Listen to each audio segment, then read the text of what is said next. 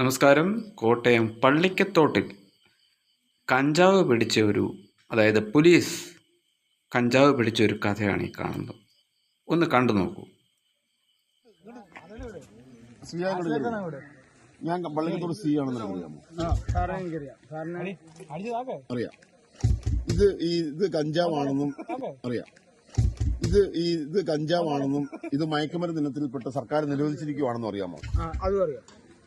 അത് എന്ന് നിരോധിച്ച്, ആര് നിരോധിച്ച്, കേരളത്തിലെപ്പം നിരോധിച്ചെന്ന് എല്ലാം അറിയാം. അതിനെപ്പറ്റി അറിയാം.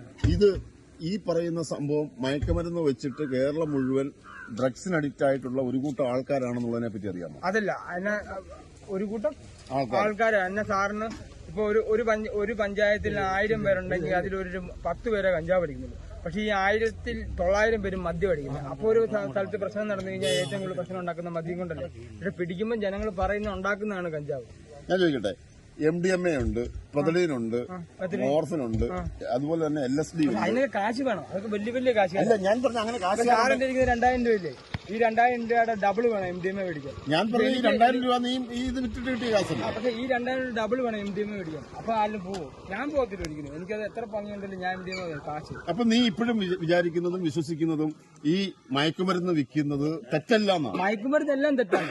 ആശുപത്രി. പക്ഷെ ഇത് മയക്കുമരുന്നാണോ? അല്ല, ഇത് മയക്കുമരുന്നിന്റെ കൂട്ടത്തിൽ സർക്കാർ 85 പെടുത്തിയത് വെറും 29 വർഷമായിരുന്നു. ഇത് മയക്കുമരുന്നല്ല, കഞ്ചാവ് മയക്കുമരുന്നല്ല. 39 വർഷമായിരുന്നു. കഞ്ചാവ് മയക്കുമരുന്നല്ല. മയക്കുമരുന്ന് സർക്കാർ പെടുത്തിയതാ. അത് പൊതുവെ ഒരു പ്രകൃതിയുടെ ഇത് നോക്കുവാണെങ്കിൽ ഒരിക്കലും ആരും പറയത്തില്ല. കാരണം ഇതിനെ പറയത്തില്ല. കാരണം ഞാൻ നിന്റെ പേര് കേസെടുക്കുവാണ്. അതെടുത്തു. അതുപോലെ തന്നെ എന്റെ SIമാരുണ്ട്, കേസെടുക്കുവാണ്. ഇത് മയക്കുമരുന്നായിട്ടാണ് സർക്കാരും എല്ലാം കണക്ക് കൂട്ടുന്നത്. നീ ഇത് വിറ്റിട്ട് കിട്ടിയിരിക്കുന്ന പൈസയാണ്, നിന്റെ മൊബൈൽ ഫോണാണ്, വിൽക്കാൻ വേണ്ടി വെച്ചിരിക്കുന്ന പൊതിയാണ്. അതുപോലെ തന്നെ നിന്റെ നിയമപ്രകാരം അറസ്റ്റ് ചെയ്തിട്ട് കേസെടുക്കുക. ഓക്കെ, അത് അങ്ങനെയാണല്ലോ. അത് ഓരോരുത്തരും ജോലിയുടെ. ശരി, ഓക്കെ, താങ്ക് യു.